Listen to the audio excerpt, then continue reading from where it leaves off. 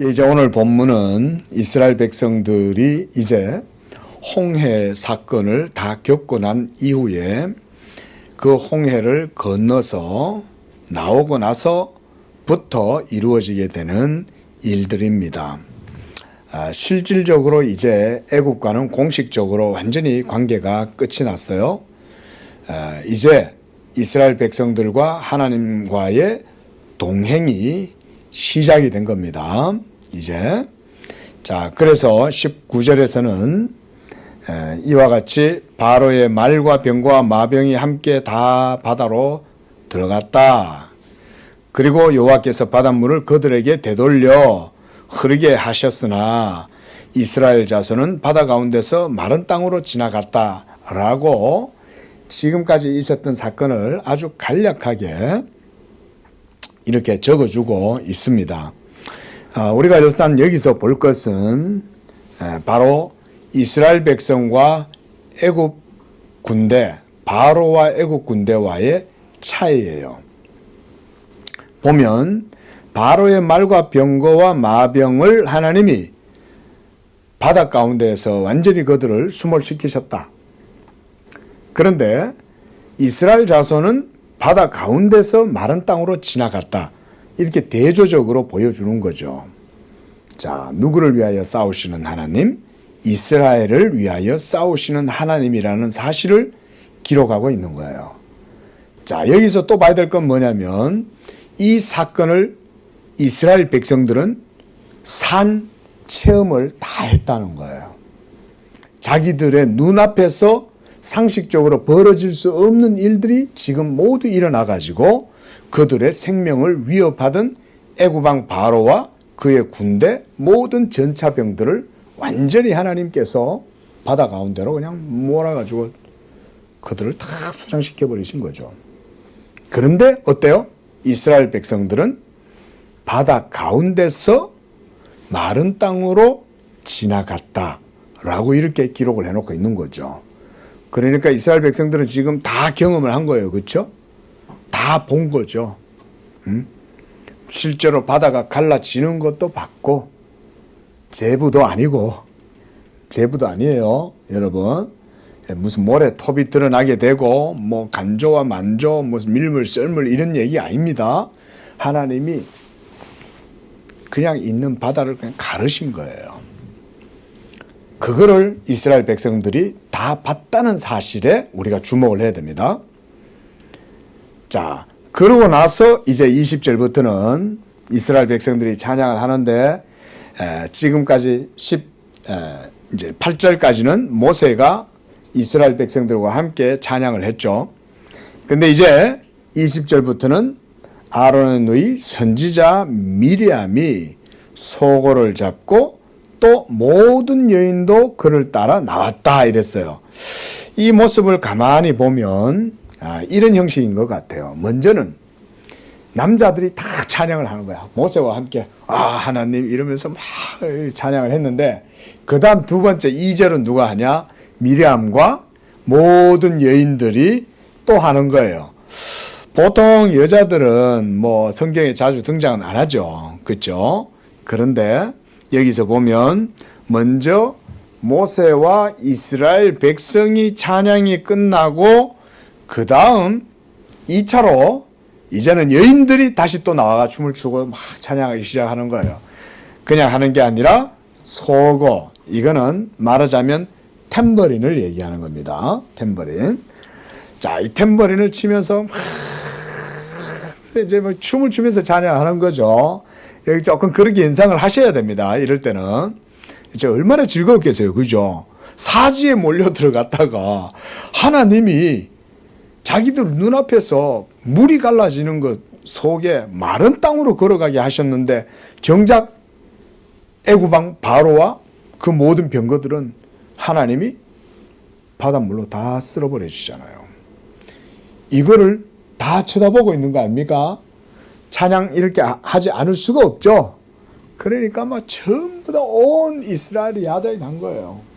온 이스라엘 백성들이 전부 막 나와가지고 찬양하고 춤추고 야단이 난 거예요.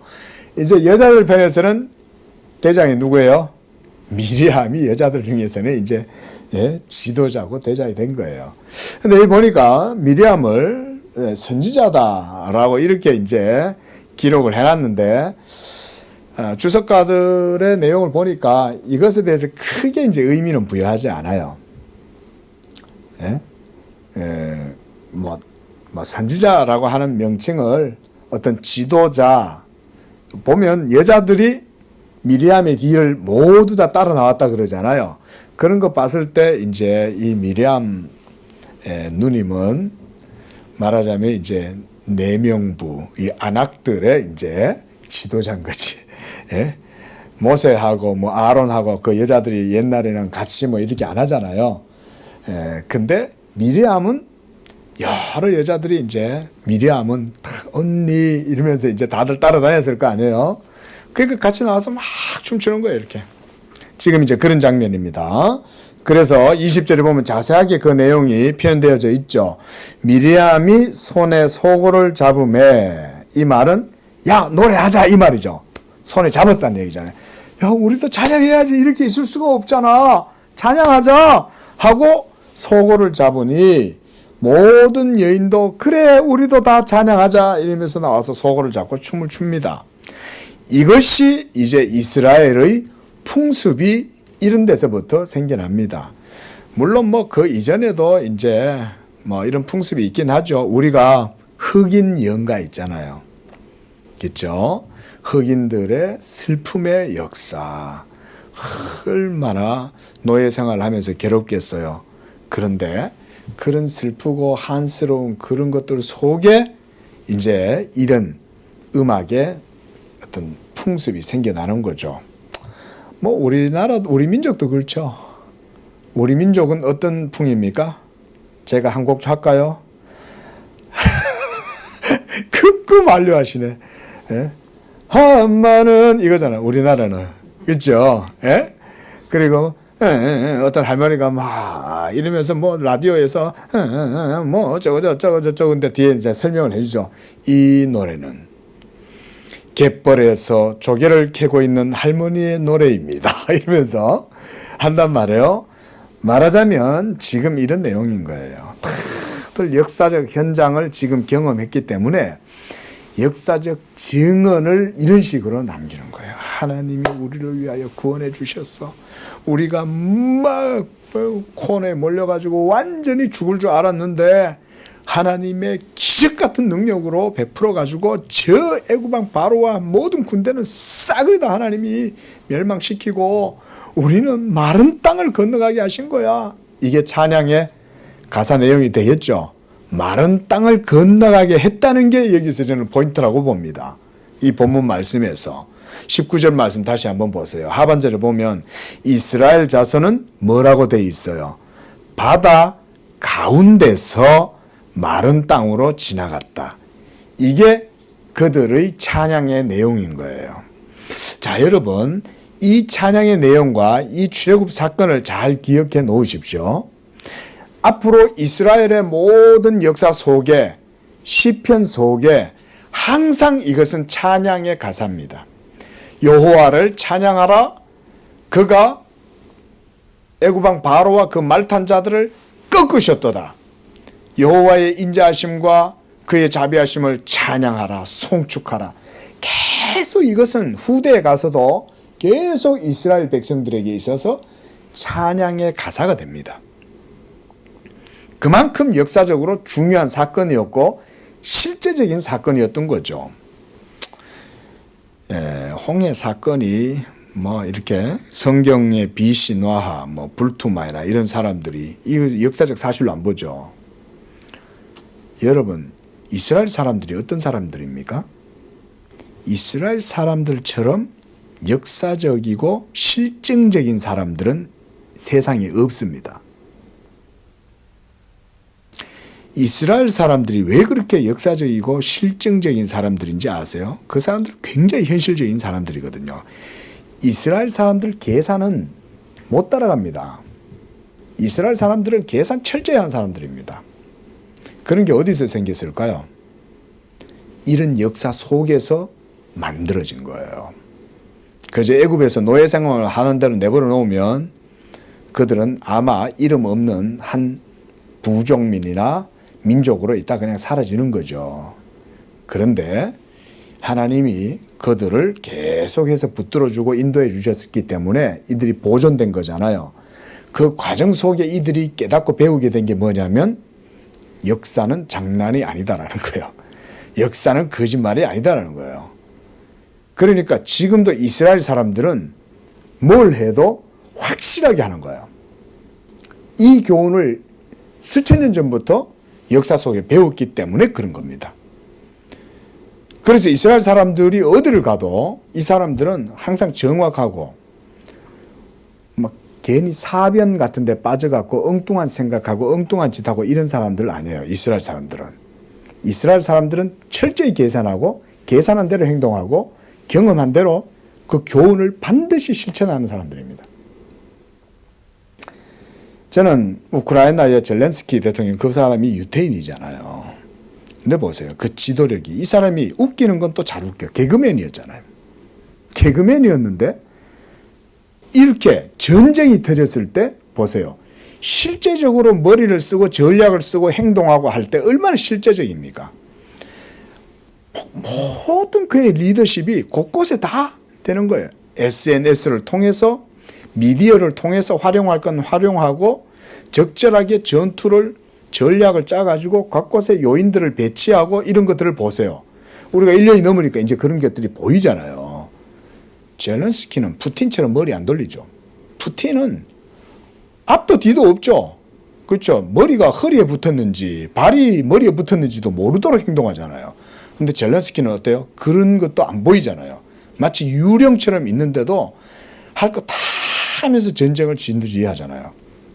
유태인들이 그런 겁니다. 6.1 전쟁뿐만 아니라 지금까지 유태인들이 저 이스라엘 중동 팔레스타인에서 자기네들이 딱 굳건하게 붙어가지고 있고 지금 옆에서 계속 그죠? 전쟁이 계속 이스라엘 향해서 지금도 전쟁하고 있잖아요. 근데도 살아있는 그 사람들의 근성이 어디서 나왔겠어요?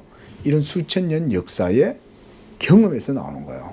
자, 이런 실증적이고 현실적인 계산적인 유태인들이 바닷물이 갈라졌다는 엉뚱한 소리를 하겠어요? 응?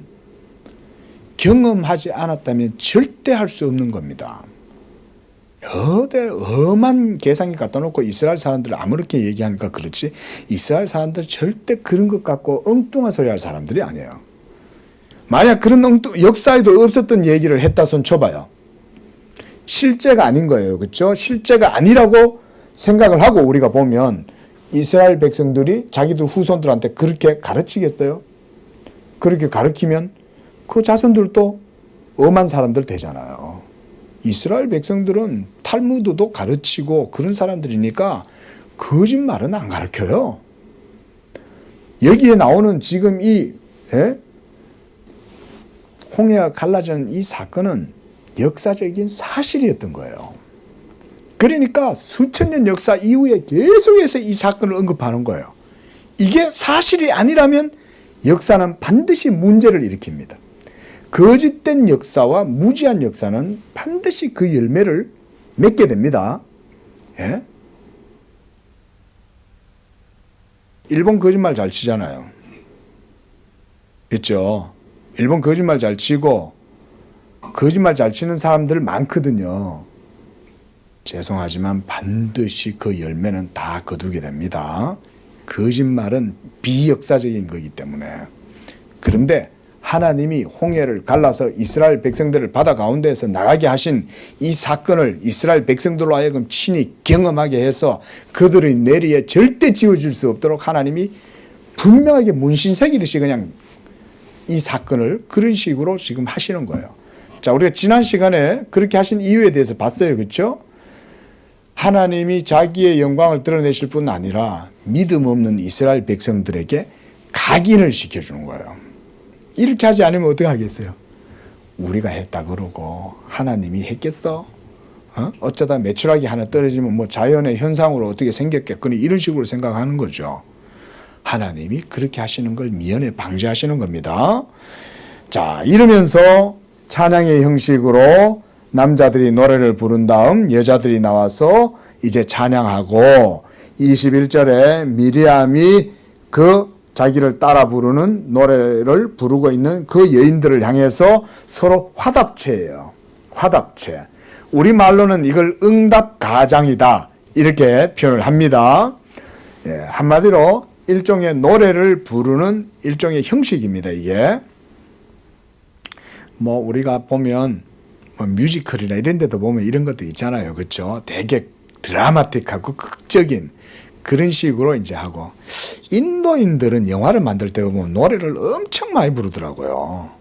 인도 영화가 주로 좀 그런 게 많이 있는데, 예, 이스라엘 사람들도 그런 이제 어떤 문화와 풍습을 가지고 있는 거예요, 지금.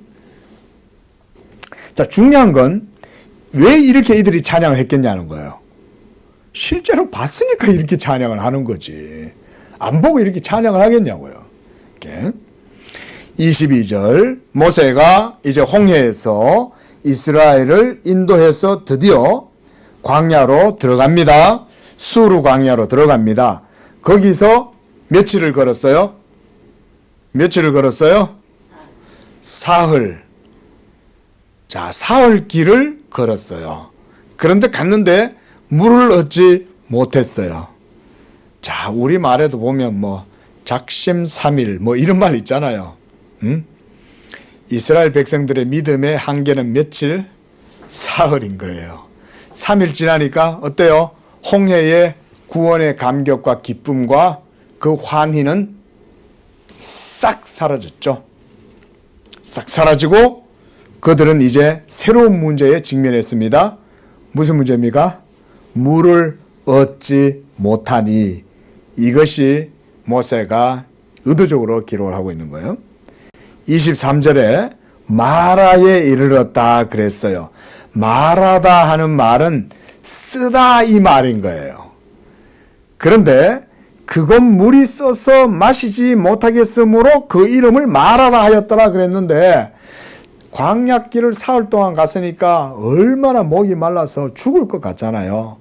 사람이 물을 사흘 동안 안 먹으면 광야 같은 데서는 죽기가 십상이에요. 그러니까 매우 고통스러웠다고는 우리가 생각할 수 있어요. 사흘을 물 한 모금 못 마시면 사람도, 나이 많은 사람들이나 연약한 사람은 자칫하면 죽습니다. 굉장히 고통스럽죠. 더군다나 광야잖아요. 자, 이것은 저는 우리는 말하죠. 하나님의 의도된 계획이다. 작은 것 하나도 출애굽기에서는 놓치면 안 된다 그랬습니다. 하나님의 플랜에 다 들어가 있는 거예요. 사흘을 정해놓은 거예요. 하루 만에 그랬으면 안 그렇겠죠. 물을 금방 먹으면. 그런데 하나님이 사흘이라는 터밍을 주는 거죠. 그리고 사흘이라는 시간 동안 그들의 믿음의 배터리는 드디어 다 떨어진 거예요. 에너지는 다 떨어진 거야. 3일 믿음이요. 3일 믿음. 작심 3일. 이것보다 3일 믿음인 거야. 방금 뭐라고 했어요? 여호와를 찬송해라. 바다 한가운데에서 우리를 이끌어내 가지고 막 마른 땅으로 건너가게 하셨다. 여호와를 찬송하고 그는 영화로우심이고 말과 그 탄자를 바다에 던지셨다. 그저께 해놓고 그저께 그래놓고는 사흘이 지나가지고 지금 이런 상태가 된 거예요. 그래서 24절에 백성이 모세를 원망하여 이르되 우리가 무엇을 마실까? 여러분, 뭘 마실까? 라고 하는 불평하는 것보다 이쯤 되면 뭘 하면 좋을까요? 오히려 하나님께 기도해야죠. 왜냐하면 그저께 하나님은 홍해물을 갈라갖고, 오늘날 컴퓨터 그래픽으로도 구현하기 어려운 그 홍해를 갈라가지고 바다를 지나가게 하셨다면, 아니 지금 이 광야길에서 하나님이 물을 못 주시겠냐고요. 근데 그 사흘간의 믿음도 안 되는 거죠. 자, 광야 40년 길은 믿음의 훈련 기간입니다. 하나님이 이들의 연약함을 이런 걸 통해서 깨닫게 하고 보여주는 거예요. 만약에 이 마라의 샘물을 안 만났다면 이들은 하나님 앞에서 시험을 받지 못했겠죠. 하나님이 쓴물을 나게 하심으로써 그들의 연약한 믿음을 이걸 통해서 드러내 보여주시는 거예요. 우리가 아침에도 봤지만 하나님의 율법은 항상 우리에게 있어서는 테스트가 됩니다. 왜냐하면 그 율법이 기준이잖아요. 하나님의 의의 기준이잖아요. 그러면 우리가 항상 그 하나님의 의의 기준에 함량 미달일 거라고요. 그렇죠? 하나님의 율법의 기준이니까 그때마다 하나님이 우리의 믿음을 이끌어내시는 거예요. 연약함 속에 그 속에 침체되어 있고 낙심해 있고 절망해 있고 주저앉아 있을 때 하나님이 다시금 또 깨닫게 하고 이끌어내시는 거예요. 예? 이 과정이 여러분 죽을 때까지 합니다. 우리 성도들이 천국에 입성하는 그날까지 주님이 이걸 쉬지 않습니다. 그래서 백성들이 모세를 원망하고 있을 때 우리가 무엇을 마실까 원망하고 있을 때 25절에 모세가 여호와께 부르짖습니다. 보세요. 하나님이 이스라엘 백성들, 지금 원망하고 있는 이스라엘 백성들을 어떻게 다루는지 여기서도 우리가 봐야 됩니다.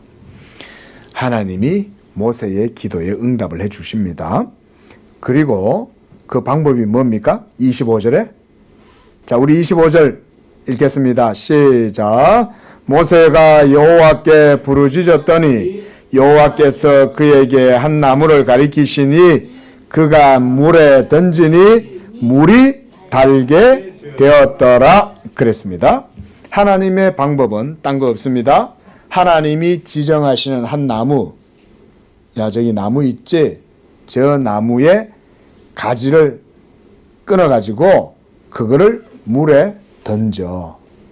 그러면 물이 달게 될 거야. 예? 쓴물을 단물로 하나님이 바꿔주시죠. 그런데 하나님이 하실 수 있는 거예요, 없는 거예요? 근데 백성들은 뭐 했어요? 원망하죠. 응? 백성들은 원망하고 있는 거예요. 자, 여러분, 우리의 믿음도 크게 대동소이하지 않습니다. 예?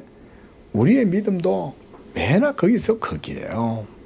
오늘 하나님 내게 은혜 베풀어 주셨다, 좋다, 감사하다 그러다가 한 일주일 지나면 다 잊어버려요. 일주일이 뭐야? 우리도 한 3일 정도밖에 안 될걸? 3일 지나면 다 잊어버려요. 그새 또 원망하고 불평하고 짜증내고 왜 이러냐 막 또 이런다고요. 하나님이 그래서 성경에도 보면 어두운 것과 밝은 것 이 양편을 하나님이 다 쓰시는 거예요. 예. 요거 조금 꺼주시면 좋겠어요. 예. 그래서 하나님께서 한 나무를 가지고 그것을 달게 만들어 버리시는 거예요. 자, 그리고 나서 보세요. 25절에 하반절 또 있습니다. 거기서 시작. 거기서 여호와께서 그들을 위하여 법도와 율례를 정하시고 그들을 시험하셨다라고 하는 거예요. 하나님의 목적과 의도가 있다는 거죠. 일부러 하나님이 그들의 연약함을 사흘 동안 괴로움을 통해서 깨닫게 하시는 거죠. 뭘 깨달았습니까? 우리는 정말 믿음이 없네. 이거 깨닫는 거예요. 우리가 이렇게 연약하네. 시험하셨다는 말을 그런 의미로 보시면 됩니다. 우리의 연약함을 깨닫도록 시험을 쳐갖고 그 시험에서 30점도 못 맞는 거지. 예? 하나님 앞에서 낙제점을 받은 거지. 그런데 하나님이 어때요? 거기에서 뭘 정하셨습니까? 법도와 율례를 정해 주시는 거예요. 이 법도와 율례를 정했다는 말은 하나님에 대한 바른 믿음의 교훈을 그들 가운데 세워주셨다 이 말인 거예요. 그게 마라라고 하는 쓴물을 나무를 던져가지고 달콤하게 만들어 주심으로써 이 하나님의 법을 그들 가운데 세워주시는 거예요. 자, 여기서 우리가 또 한 가지 알 수 있는 것은 하나님의 의도는 백성들을 양육하고 가르치는 데 있는 거예요. 우리 모두는 다 이 땅 가운데에서 신앙생활 하실 때 다 하나님의 도를 배우는 과정입니다. 도를 배우는 과정. 자, 26절 보겠습니다. 하나님께서 이렇게 말씀하십니다. 너희가 너희 하나님 나 여호와의 말을 들어 순종하고 내가 보기에 의를 행하며 내 계명의 귀를 기울이고 모든 규례를 지키면 하나님이 이 율례와 규례를 세우시는 거예요. 마라라고 하는 쓴물에 이르러서 그들로 하여금 원망하게 하고 괴롭게 하고 이렇게 하게 된 것은 하나님이 그들의 부족함과 연약함을 치료해 주시고 회복시켜 주심으로써 그들의 믿음을 온전하게 세우시는 거죠.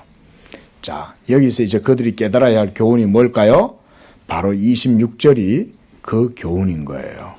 그러니까 하나님의 말을 듣고 순종하고 의를 행하면 이거예요. 하나님이 원하시는 방법은 바로 이건 거예요. 이스라엘 백성들로 하여금 마라의 쓴물을 먹고 고통스럽고 괴롭게 하고 원망하게 했을 때 그들에게 하나님이 단물로 바꿔주신 것은 누구를 의지하라는 것입니까? 하나님 의지하라는 거예요. 한마디로 말하면. 그리고 하나님의 말을 듣고 순종하고 그래서 그 계명을 따라서 의를 행하면 그 계명의 귀를 기울이고 규례를 지키면 이거를 하나님이 이스라엘 백성들에게 세우시고 가르쳐 주시기 위한 거예요. 저는 우리 신약의 성도들도 다르지 않다고 생각합니다. 똑같습니다. 우리도. 우리는 일평생 우리는 뭘 배웁니까? 이제 율법 배우는 게 아닙니다. 우리는 율법은 어떤 건지를 알면 되지만 실제적으로 우리가 배우는 건 뭘 배우냐면 믿음을 배우는 거예요. 하나님의 말씀인 복음을 믿는 믿음 가운데에서 삶을 살잖아요. 그래서 우리가 신약의 시대에는 이 믿음을 배워가는 거예요. 우리의 믿음. 바로 하나님의 말씀인 예수 그리스도 복음에 대한 우리의 믿음이죠. 그래서 일평생토록 하나님이 여러분들의 믿음을 키워나가시는 거예요. 근데 믿음이 크려면 하나님의 말씀을 안 들으면 믿음이 안 자랍니다. 단언컨대 제가 이 말씀은 분명히 들을 수 있습니다. 예? 말씀을 들어야 믿음이 자랍니다. 말씀을 들어야 믿음이 자랍니다. 10년, 20년 교회 다니는 게 중요한 게 아니에요. 1년을 다녀도 하나님의 말씀을 제대로 듣고 하나님을 섬기느냐, 그게 30년보다 더 나을 수 있어. 그런데 하나님 말씀을 안 들으면 30년 내도록 교회를 다녀도 믿음 안 자랍니다. 절대 안 자랍니다, 여러분. 응? 절대 안 자랍니다. 이 사실을 우리 성도님들이 꼭 기억하세요. 아, 하나님 말씀을 늘 들어야 되는구나. 그리고 듣는 것도 그냥 들어서 안 되죠. 그 말씀이 뭔가를 깊이 배우려고 또 노력해야 돼요. 그럴 때 우리 성도들은 당연히 자연스럽게 교리에 대한 지식으로 나아가야 됩니다. 교조주의는 저도 싫어해요. 저도 교조주의는 정말 싫어요. 하지만 교리의 신앙은 이건 필수적인 거예요. 교리 없이 내 신앙이 자란다? 절대 쉽지 않습니다, 여러분. 교리는 굉장히 중요합니다. 신조는 굉장히 중요합니다. 그래서 우리가 계속 신조를 배우잖아요. 그렇죠? 신조 배워야 됩니다. 신조 가르치셔야 돼요. 신조를. 안 그러면 여러분들의 모든 믿음은 교리 안 가르치는 교회 가면 즐겁지. 머리 안 아프고 골치 아플 거 없고 뭐 따지고 자시고 그럴 거냐. 그냥 믿고 재밌게 놀고 찬양하고 그냥 즐겁게 지내면 되지. 그것도 나쁠 건 없어요. 그런데 문제는 뭐냐? 믿음은 안 자라요. 확실한 거 믿음은 안 자라요. 믿음이 뭔지를 전혀 못 듣는데 어떻게 믿음이 자라요? 하나님의 말씀이 뭐고 그 교훈과 교리가 뭔지 이런 것들을 설명해 주고 그걸 또 체계적으로 들어보고 배우고 이렇게 해야 되죠. 그 우리 양재 교회가 지금 그런 식으로 우리의 뼈대를 지금 키워가는 거예요, 여러분. 이 뼈대를 만들어가고 있는 거예요, 지금. 말하자면. 아직은 적을 때. 나중에 덩치 크면 말도 안 들어. 근데 지금 어릴 때 이 교회도 막 그런 거를 훈련시키는 거예요. 그런 거를. 우리 이제 아들, 건우 아들이잖아요. 근데 얘가 뭐 체력이 저를 닮아서 그렇게 튼튼한 체력은 아니거든요. 그 제가 몸이 유약한 걸 내가 알기 때문에 제가 항상 우리 애한테 항상 제가 발굽혀펴기 시키고 운동을 시켜요. 그 운동을 조금 안 하면 한 10일 전에는 막 발굽혀펴기 지 혼자 막 10개를 해요. 근데 한 보름 정도 내가 안 시키고 놔둬버리니까 얘가 한 번을 못하네? 근데 야, 몸이 너무 애가 약하긴 약하구나. 응? 그래가지고 야, 다시 해봐. 그래 또 시키는 거야. 그래가지고 한 이틀 정도 시켰더니 아빠, 나 다시 또 해. 또 하는 거예요. 이게 애들이 이제 한참 크잖아요. 그죠? 우리 교회도 저는 교회의 인격도 마찬가지라고 저는 봅니다. 교회도요, 인격체예요. 여러 사람들이 모여가지고 한 몸을 이루고 있지만 이것도 인격체입니다. 우리가 어떤 인격체로 자라야 될까요? 하나님의 말씀을 깊이 있게 듣고 배우고 체계적으로 이해를 할 때 그게 또한 여러분들의 삶과 이게 다 연동이 돼가지고 그 속에서 신앙 지성이 여러분들의 삶을 건강하게, 믿음을 건강하게 만들어가는 거예요. 우리가 육체가 있고 정신이 따로 놀고 이러지 않잖아요. 그죠? 건강한 몸에 건강한 정신이다. 세상에도 그렇게 얘기를 하잖아요. 그 말처럼 교리를 듣고 배우고 공부를 해야 여러분들의 신앙도 온전하게 서고 이건 결국 여러분들의 삶까지 연결되는 문제인 거예요. 하나님께서 이와 같이 자기의 택한 백성 이스라엘을 광야로 몰아넣어 가지고 모든 사건들마다 의미와 교훈을 주시는 거예요. 오늘 마라의 사건에 대해서 봤습니다. 이 마라의 사건은 하나님이 이제 홍해를 건넌 다음 첫 번째 사건입니다. 이걸 통해서 하나님이 그들의 믿음을 시험하심으로써 그들이 하나님의 계명의 말씀을 듣고 순종하고 지키고 이게 중요하구나. 이 율례와 법도를 하나님이 세웠다 이 말인 거예요. 자, 말씀드렸습니다. 구약시대 때는 이런 식으로 하나님이 교육시켰다면 오늘날에는 우리에게는 믿음을 가지고 훈련시키신다. 여러분의 믿음을 세워가신 거예요. 하나님이. 목사는 하나님의 수단이에요. 목사는 하나님의 도구예요. 도구. 그냥 목사는 이렇게 여러분들한테 이렇게 함으로써 여러분들의 믿음을 세우는데 하나님이 쓰시는 거죠. 자, 이렇게 해서 내가 애굽 사람에게 내린 모든 질병 중에 하나도 너희에게 내리지 아니하리니 나는 너희를 치료하는 여호와. 여러분, 쓴물을 단물로 바꿔주시는 그것이 바로 치료를 얘기하는 거예요. 여러분들의 쓰디쓴 인생을 달게 치료해 주시는 분이 하나님이시다. 그런데 그 치료를 받으려면 어떻게 하라는 거예요?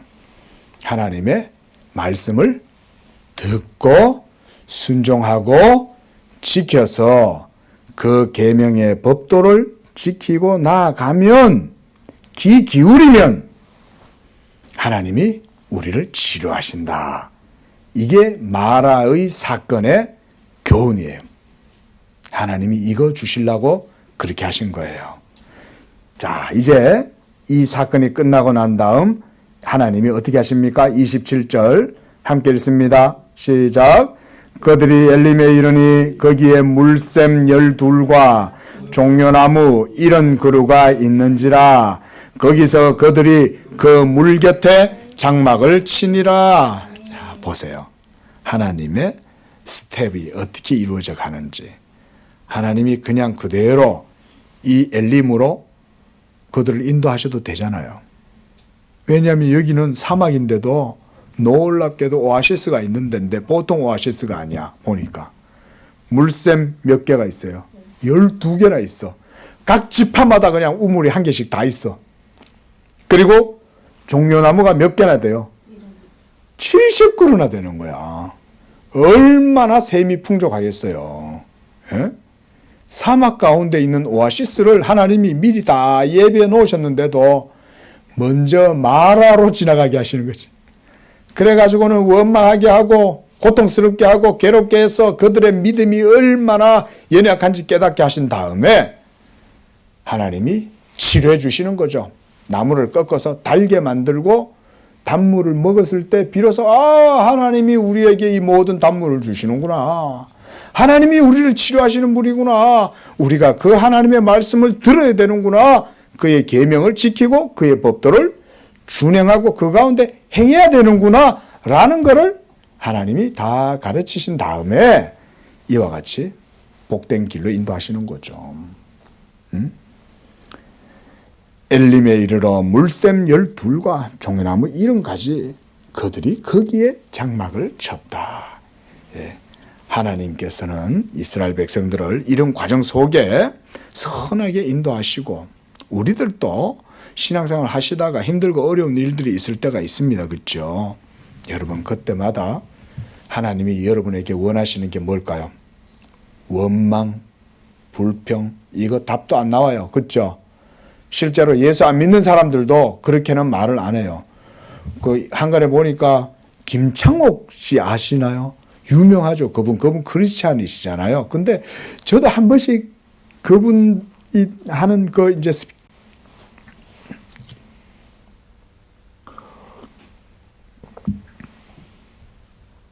죄송합니다. 저도 한 번씩 김창옥 씨 그 강연하는 거 들어보면 이야 정말 입담 좋다. 참 좋은 교훈들 많이 주시는 것 같아요. 그분이 하는 얘기 중에 하나 뭐냐면 그건 거예요. 세상 사람들한테. 그거 듣는 사람들이 예수 믿는 사람들 아닌 사람들도 많거든요. 뭐라고 말을 하냐면 불평하고 원망해보라는 거예요. 그 자체로 마이너스가 되면 되지 절대 그게 플러스가 되지도 않았고 아무 소용도 없는데 우리는 뭔가 새로운 길을 모색하고 찾고 나아가기보다는 불평하고 원망하고 앉아가지고 주저앉아 있다는 거예요. 그러나 우리의 길은 하나님이죠. 하나님을 믿는 사람들은 그래서는 안 되겠죠. 우리에게도 이런 일들이 일어난다면 우리들도 원망하기보다 오히려 믿음을 그때 발휘를 시키는 거야. 믿음의 이 모터를 막 여러분이 돌려셔가지고 스스로 여러분 안에 이 에너지가 생겨날 수 있도록 믿음을 작동시키세요. 그리고 힘들고 어려운 일이 있을 때 가만 앉아가지고 주저앉아서 슬퍼하거나 답답해하거나 원망하고 그러고 있지 말고 열고 나가세요. 나가면 여러분들에게도 하나님이 엘림 그 길로 인도해 주실 줄로 믿습니다. 기도하겠습니다. 자비로우신 하나님 아버지 감사합니다. 이와 같이 하나님 없이 살아가던 우리 인생들 표대도 없고 목적도 없고 의미도 없이 그저 땅만 쳐다보고 땅에서 나는 것들만 먹으면서 살던 우리들이지만 하나님께서 우리로 하여금 하늘을 바라보게 하시고 하늘의 부르심을 따라 소망 가운데 살아가게 하시는 줄로 믿습니다.